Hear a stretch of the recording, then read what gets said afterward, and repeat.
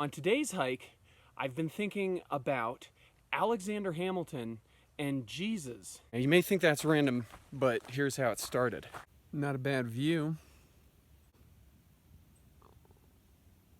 So a few years ago, I went to this fort. Masada is a fort that's built way high up on a cliff, built by King Herod around the time of Jesus. Herod the Great builds all these big forts. You can go still visit the stuff that he built today.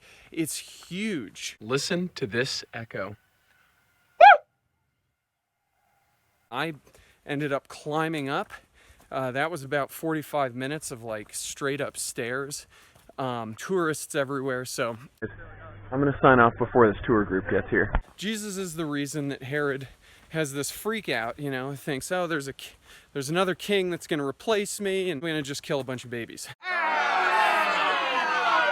Jesus comes along and has this, you know, life and story and followers. He wasn't a king that owned a bunch of castles or a great warrior.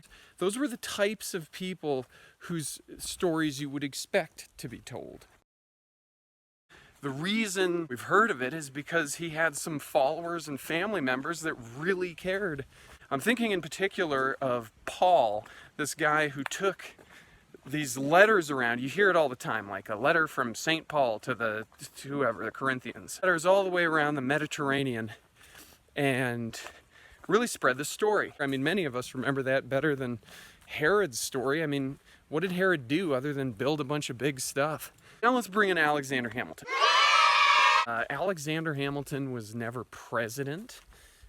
He wasn't a famous general. He wasn't like the George Washington type. One of the songs talks about how will he be remembered.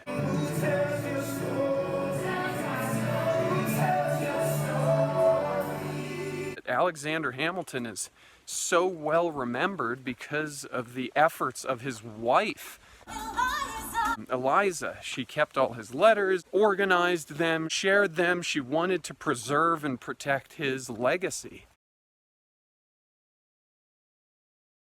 One important part of us being remembered is through our family and friends. So basically, surround yourself with good storytellers. Don't make a bunch of enemies over the course of your life. And have a good story to tell, you know. Try to be on the right side.